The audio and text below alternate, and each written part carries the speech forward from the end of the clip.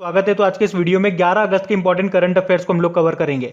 तो देखिए, हमारा पहला प्रश्न क्या है कि अभी हाल ही में how the earth got its beauty नाम की बुक को किसने लिखा है? तो आंसर होगा सुधा मूर्ति ने।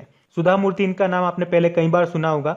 वैसे तो ये इन्फोसिस फाउंडेशन की चेयरपर्सन है और इन्फोसिस के जो को फाउंडर है ना, एनआर नारायण मूर्ति, उनकी ये वाइफ है।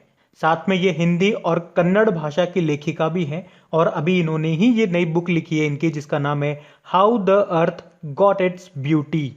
और इस बुक में प्रियंका पचपांडे के चित्र हैं। वैसे सुधा मूर्ति के बारे में आपको बता दूं, सन 2006 की बात है। साहित्य के लिए आर के नारायण पुरस्कार और सन 2006 में ही पद्मश्री से भी इनको सम्मानित किया गया था।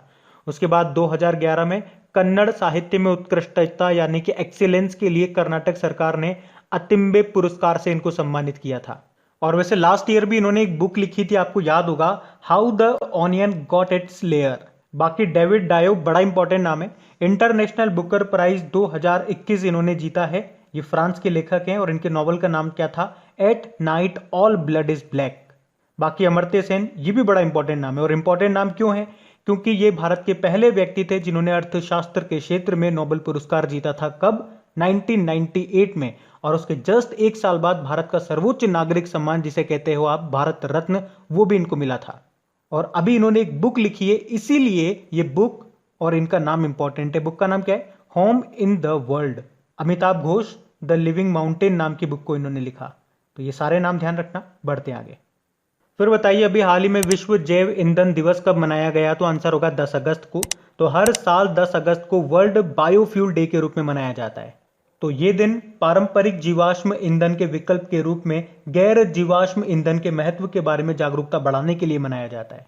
और अगर आप पूछोगे कि 10 अगस्त को ही क्यों मनाते हैं, तो डीजल इंजन के आविष्कारक थे सर रोडोल्फ डीजल।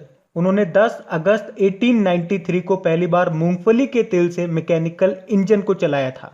तो इस असाधारण उपलब्धि को प्रदर्शित करने के लिए हर साल 10 अगस्त को वर्ल्ड बायोफ्यूल डे के रूप में मनाया जाता है। और अगर आपसे पूछा जाए कि जैव ईंधन नीति को लागू करने वाला पहला राज्य कौन सा है भारत का, तो आंसर क्या होगा? राजस्थान।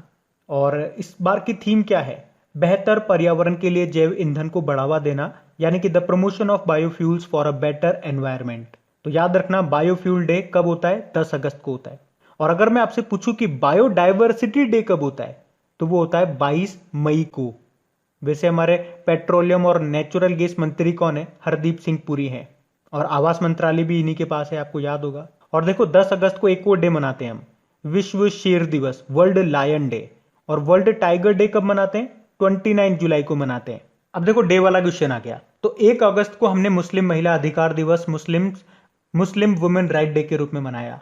और अगस्त का जो पहला वीक होता है वो विश्व स्तनपान सप्ताह, वर्ल्ड ब्रेस्ट फीडिंग वीक के रूप में मनाते हैं। 6 अगस्त को हिरोशिमा डे मनाया था। 7 अगस्त को राष्ट्रीय हथकरघा दिवस, नेशनल हैंडलूम डे मनाया। 9 अगस्त को एक तो नागासाकी डे मनाया और 9 अगस्त को ही विश्व आदिवासी दिवस, वर्ल्ड ट्राइबल डे के रूप में मनाया। और अब 10 अगस्त को ये विश्व जैव ईंधन दिवस के रूप में मनाया। तो ये ध्यान रखना। बढ़ते आगे। अच्छा बताइए, अभी हाल ही में आईटीबीपी ने कितनी पहली महिला अधिकारियों को युद्ध में शामिल किया है? तो आंसर होगा 2 को। तो अभी पहली बार आईटीबीपी यानी कि इंडो तिब्बतन बॉर्डर पुलिस ने युद्ध में अपनी पहली 2 महिला अधिकारियों यानी कि वुमेन ऑफिसर्स को नियुक्त किया है। और उन 2 महिला अधिकारियों के नाम क्या है? प्रकृति और दीक्षा। इन्हें आईटीबीपी बटालियन में कंपनी कमांडर के तौर पर शामिल किया गया है। अच्छा, अगर मैं आपसे पूछूं, एनडीआरएफ ने पहली महिला टीम को कहां पे तैनात किया था? तो याद रखना, उत्तर प्रदेश के गढ़मुक्तेश्वर में। आईटीबीपी, इसकी स्थापना होती है 1962 में और इसका जो मोटो होता है, आदर्श वाक्य, वो होता है शौर्य, दृढ़ता, कर्मनिष्ठा। डायरेक्टर जनरल कौन है इसके? एसएस देशवाल है। अच्छा, सीआरपीएफ के डायरेक्टर जनरल कौन है? कुलदीप सिंह है। अभी इनको एडिशनल चार्ज मिला था किसका? नेशनल इन्वेस्टिगेशन एजेंसी का। और सीबीआई के नए हेड कौन बने थे अभी? सुबोध कुमार जायसवाल। ध्यान रखना ये। बढ़ते हैं आगे। फिर बताइए, अभी हाल ही में आरबीआई ने बैंकिंग फ्रॉड के बारे में जागरूकता अभियान के लिए किसे चुना है? तो आंसर होगा नीरज चोपड़ा को। तो अभी आरबीआई ने लोगों को डिजिटल बैंकिंग धोखाधड़ी के खिलाफ लोगों को जागरूक करने के लिए एक जन जागरूकता अभियान शुरू किया और इसके लिए Olympic gold medallist Neeraj Chopra को चुना है। आरबीआई ने लोगों से कहा है कि ऑनलाइन ट्रांजैक्शन करते वक्त थोड़ी सी सतर्कता बरतें, जिससे कि वो मुश्किल में फंसने से बच सकते हैं। जैसे कि एटीएम पिन हो गया, ओटीपी, सीवीवी जो नंबर होता है, जो आपके बैंक अकाउंट नंबर होते हैं उसके बारे में आप किसी को जानकारी ना दें। तो नीरज चोपड़ा अब लोगों को बैंकिंग फ्रॉड से संबंधित जानकारी दिया करेंगे। नीरज चोपड़ा भी काफी चर्चा में, डेली आप इनके बारे में कुछ ना कुछ पढ़ते ही रहेंगे अभी कुछ दिन। जेवलिन थ्रोवर है, भाला फेंक से इनका संबंध है, याद रखना, हरियाणा से है ये। अभी टोक्यो ओलंपिक में ये गोल्ड जीत करके लाए थे।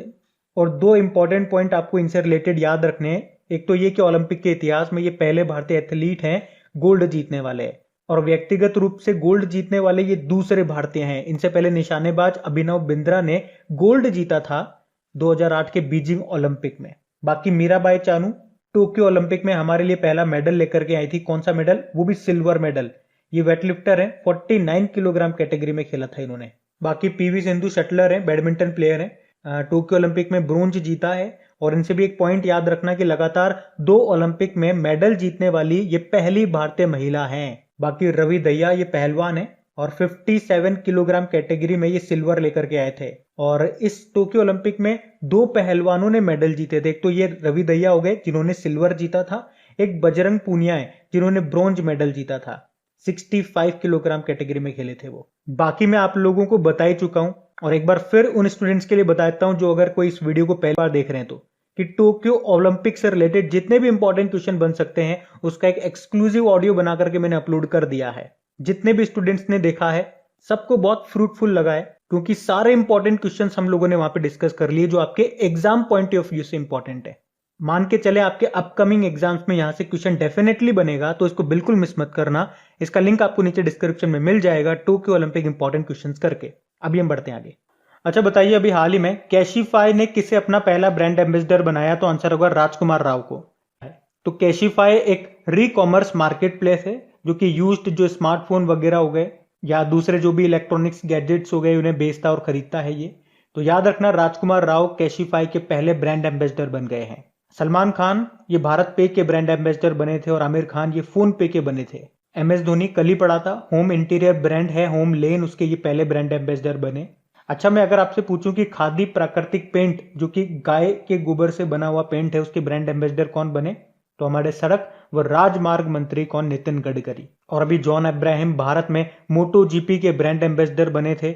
एक हॉकी प्लेयर है वंदना कटारिया, उत्तराखंड की है ये, और अभी उत्तराखंड ने इन्हें महिला सशक्तिकरण विभाग का ब्रांड एम्बेसडर बनाया था।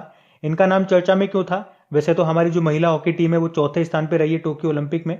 इनका नाम इसलिए इंपॉर्टेंट था क्योंकि ये ओलंपिक के इतिहास में पहली भारतीय हॉकी प्लेयर बनी है एक ही मैच में 3 गोल दागने वाली। उत्तराखंड सरकार ने इनको 25 लाख रुपए के इनाम की घोषणा भी की है, तो ये ध्यान रखना। बढ़ते हैं आगे। फिर बताइए, अभी हाल ही में द ग्रेट हिंदू सिविलाइजेशन नाम की बुक को किसने लिखा है? तो आंसर होगा पवन वर्मा ने। पूर्व राजनयिक और लेखक हैं ये पवन वर्मा। इन्होंने ही ये बुक लिखी है जिसका पूरा नाम क्या है? The great Hindu civilisation, achievement, neglect, bias and the way forward. तो इनका नाम ध्यान रखना। बाकी कुणाल बसु की बात करेंगे तो इन एन आइडियल वर्ल्ड नाम की बुक को लिखा इन्होंने। और कौशिक बसु की बात करेंगे तो policy makers journal from New Delhi to Washington DC नाम की बुक को लिखा। अभी इन्हें एक अवार्ड भी मिला था, हम्बोल्ट रिसर्च अवार्ड, ये भी याद रखना। और ये दोनों बसु बसु हैं, तो बसु से आप कंफ्यूज मत हो जाना। कुणाल बसु अलग है, कौशिक बसु अलग है, आप कंफ्यूज न हो जाओ, इसलिए मैं साथ में बताता हूं इन दोनों के नाम आपको। रवि शास्त्री की बात कर ले तो इन्होंने भी अपनी पहली बुक लिखी है जिसका नाम क्या है? Star gazing the players in my life. तो ये ध्यान रखना। बढ़ते आगे। फिर बताइए, प्रधानमंत्री किसान योजना ये कब शुरू की गई थी? तो आंसर होगा 2019 में। वैसे तो इसकी घोषणा की गई थी 1 फरवरी 2019 के बजट में, पर इसे 24 फरवरी 2019 को शुरू किया गया था। कहां से? ये इंपॉर्टेंट क्वेश्चन है। गोरखपुर यूपी से। लेकिन याद रखना ये 1 दिसंबर 2018 को ही लागू हो गई थी। अच्छा, प्रधानमंत्री किसान योजना की फुल फॉर्म क्या है? प्रधानमंत्री कृषक सम्मान निधि योजना। इसमें किसानों को 2-2 हजार रुपए की साल में 3 किस्त मिलती है, यानी कि टोटल साल के 6,000 रुपए दिए जाते हैं। और ये पुरानी न्यूज है तो अभी मैं आपको क्यों बता रहा हूं? क्योंकि अभी इसकी नवी किस्त जारी की गई है, तो अभी ये न्यूज में रही। तो यहां से प्रश्न आपके एग्जाम में बन सकता है कि इसे कब शुरू किया गया था, कहां से शुरू किया गया था? तो याद रखना उत्तर प्रदेश के गोरखपुर से। अच्छा, यहीं से लिंक करके एक और प्रश्न आपके एग्जाम में आ सकता है कि इस योजना के लिए किसे प्रधानमंत्री किसान राष्ट्रीय पुरस्कार के लिए चुना गया था? तो आंसर होगा आंध्र प्रदेश के अनंतपुर को। तो ये आप ध्यान रखना। कुछ और योजनाएं मैं आपको बताता हूं, ध्यान से सुनना। देखो, मृदा स्वास्थ्य कार्ड योजना के बारे में एग्जाम में पूछा जाता है कि ये कब शुरू हुई थी, 19 फरवरी 2015 को। और यही कारण है कि हम हर साल 19 फरवरी को मृदा स्वास्थ्य कार्ड दिवस के रूप में मनाते हैं। अच्छा, वैसे कहां से शुरू किया गया था इसे? राजस्थान के गंगानगर के सूरतगढ़ से। इसकी टैगलाइन क्या होती है? स्वस्थ धरा खेत हरा। और मृदा से एक और दिन याद आना चाहिए आपको, विश्व मृदा दिवस। ये मनाते 5 दिसंबर को। और एक मैंने अभी क्या बताया आपको, मृदा स्वास्थ्य कार्ड दिवस, वो 19 फरवरी को मनाते हैं और बता दिया क्यों मनाते हैं। तो ये याद रखना, प्रधानमंत्री किसान योजना कहां से इसको शुरू किया गया था? उत्तर प्रदेश के गोरखपुर से। अच्छा, उत्तर प्रदेश के गोरखपुर से आपको एक और घटना याद आनी चाहिए, चौरी चौरा की घटना। और यहां से एग्जाम में प्रश्न कैसे बनता है कि चौरी चौरा घटना का संबंध किस आंदोलन से है? तो आंसर क्या होगा? सीधा सा असहयोग आंदोलन। तो याद रखना, ये उत्तर प्रदेश के गोरखपुर की घटना है। और यहां से अगर कुछ मैं आपको बताऊं तो ये दिन है 4 फरवरी 1922 का, जब कुछ लोगों की भीड़ ने गोरखपुर के चौरी चौरा के पुलिस थाने में आग लगा दी थी। इसमें लगभग 23 पुलिस वालों की मौत हो गई थी। और उसके बाद गांधी जी ने असहयोग आंदोलन को वापस ले लिया था। क्यों किया था उन्होंने ऐसा? क्योंकि उनका कहना था अगर ये आंदोलन वापस नहीं लिया जाता तो दूसरी जगहों पर भी ऐसी घटनाएं होती। और ये घटना अभी न्यूज में क्यों है? क्योंकि इस घटना को 2022 में पूरे 100 साल हो रहे हैं। इसलिए ये प्रश्न आपके एग्जाम के लिए इंपॉर्टेंट है कि चौरी चौरा घटना का संबंध किस आंदोलन से है? असहयोग आंदोलन से। अगर मैं आपसे पूछ लूं कि प्रधानमंत्री फसल बीमा योजना की बात करें, कब शुरू होती है? 13 जनवरी 2016 को। और ये योजना उन किसानों पर प्रीमियम का बोझ कम करने के लिए है जो खेती के लिए लोन लेते हैं लेकिन खराब मौसम के चलते उनकी फसल नष्ट हो जाती है। तो यहां से आपको क्या याद रखना है कि किसानों के लिए किस फसल के लिए कितना प्रीमियम है। खरीफ की फसल के लिए केवल 2%, रबी की फसल के लिए केवल 1.5% और बागवानी की फसल के लिए 5%। और बाकी का जो शेष प्रीमियम का भुगतान सरकार करेगी। उसी तरह से प्रधानमंत्री ग्राम सड़क योजना, इसकी शुरुआत होती है 25 दिसंबर सन 2000 को। 25 दिसंबर को अटल जी का जन्मदिन होता है, जिस दिन हम सुशासन दिवस के रूप में मनाते हैं। और ऐसे ही आपको याद होगा कृषक बंधु योजना, जो कि पश्चिम बंगाल की है। अभी इसको फिर से रिलॉन्च किया गया था। इसमें भी किसानों को पैसा दिया जाता है, लेकिन इस बार डबल करके दिया जा रहा है। पहले इसको शुरू करा था जब 5,000 रुपए दिए जाते थे साल के, अब दिए जाएंगे 10,000 रुपए। तो ये सारी इंपॉर्टेंट कुछ योजनाएं मैंने आपको बताई, इनको ध्यान रखना पड़ेगा। फिर बताइए, अभी हाल ही में न्यू एजुकेशन पॉलिसी 2020 को लागू करने वाला पहला राज्य कौन सा बन गया? तो आंसर होगा कर्नाटक। अच्छा, पहले मेरी बात सुनो। आपको याद होगा हम लोगों ने पढ़ा था न्यू एजुकेशन पॉलिसी 2020 को लागू करने वाला पहला राज्य था हिमाचल प्रदेश। और ये मैंने आपको खुद मन से नहीं बताया था, आप खुद देख लीजिए, उस समय जो न्यूज में था वही मैंने आपको बताया था। और ये मैंने अकेले ने नहीं बताया था, उस वक्त सबने ये बताया था। और अब ये न्यूज आ रही है, ये कहा जा रहा है कि कर्नाटक पहला राज्य है। इसीलिए मैं आपको फिर से ये क्वेश्चन करा रहा हूं, ताकि एग्जाम में ये प्रश्न आए आपके तो गलत नहीं होना चाहिए बस। तो ध्यान से सुनना मेरी बात को। न्यू एजुकेशन पॉलिसी 2020 को लागू करने वाला पहला राज्य आपसे पूछा जाएगा तो क्या करोगे? कर्नाटक करोगे। अगर कहीं नोट्स वगैरह में आपने कागज वगैरह में लिख रखा है तो उसको अभी करेक्ट कर लो। अच्छा देखो, राष्ट्रीय शिक्षा नीति एजुकेशन पॉलिसी की बात करेंगे तो देखो, पहली बार ये आई थी 1968 में, फिर 1986 में आई, और अब 34 सालों के बाद 2020 में आती है। और अगर आपसे पूछा जाए कि 2020 वाली ये जो राष्ट्रीय शिक्षा नीति है, ये कौन सी है? ये भारत की तीसरी राष्ट्रीय शिक्षा नीति है। किस समिति की सिफारिश पे लाई गई? कस्तूरी रंगन समिति।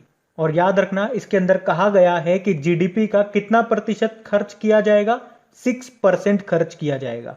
और कक्षा 5वीं तक स्थानीय या मातृभाषा का उपयोग होगा इसमें पे। और 10+2 के सिस्टम को रिप्लेस कर दिया गया 5+3+3+4 से। यहाँ पे इसका मतलब क्या हो गया? देखो, 4 का मतलब हो गया 9वीं 10वीं 11वीं 12वीं, इस 3 का मतलब हो गया 6ठी 7वीं 8वीं, इस 3 का मतलब हो गया तीसरी 4थी 5वीं, और इस 5 का मतलब हो गया शुरुआत की जो 3 क्लासेज होती है ना, नर्सरी एलकेजी यूकेजी, वो, और पहली और दूसरी कक्षा। अच्छा, शिक्षा मंत्री कौन है? धर्मेंद्र प्रधान है। पहले शिक्षा मंत्रालय का नाम क्या हुआ करता था? मानव संसाधन विकास मंत्रालय, उसी का नाम बदलकर शिक्षा मंत्रालय किया गया था। और शिक्षा जो है ये किस सूची का विषय है? समवर्ती सूची का। अभी आपको याद होगा 29 जुलाई 2021 को इसे पूरा 1 साल हो गया है। तभी तो अभी मोदी जी ने विद्या प्रवेश प्रोग्राम को शुरू किया था, जिसमें क्या था, गांव के बच्चों को प्ले स्कूल की सुविधा दी जाएगी। उसके अलावा भारतीय साइन लैंग्वेज को पहली बार एक भाषा का दर्जा भी दिया गया। और अभी आपको याद होगा समग्र शिक्षा योजना, इसको 5 साल के लिए और बढ़ा दिया था, तभी इसको बोला गया समग्र शिक्षा योजना 2.0। तो इसमें आपको याद होगा योजनाओं को मिलाया गया था, तब ये बनी थी। कौन कौन सी योजनाओं को? सर्व शिक्षा अभियान, राष्ट्रीय माध्यमिक शिक्षा योजना और टीचर एजुकेशन।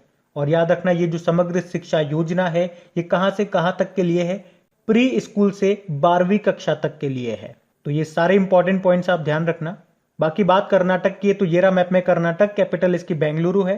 इसके नए गवर्नर बन गए कौन? थावरचंद गहलोत। मुख्यमंत्री भी नए बन गए, बसवराज बोम्मई उनका नाम है। और अभी कर्नाटक का नया 31वां जिला कौन सा बना था? विजयनगर बना था, ये ध्यान रखना। बढ़ते हैं आगे।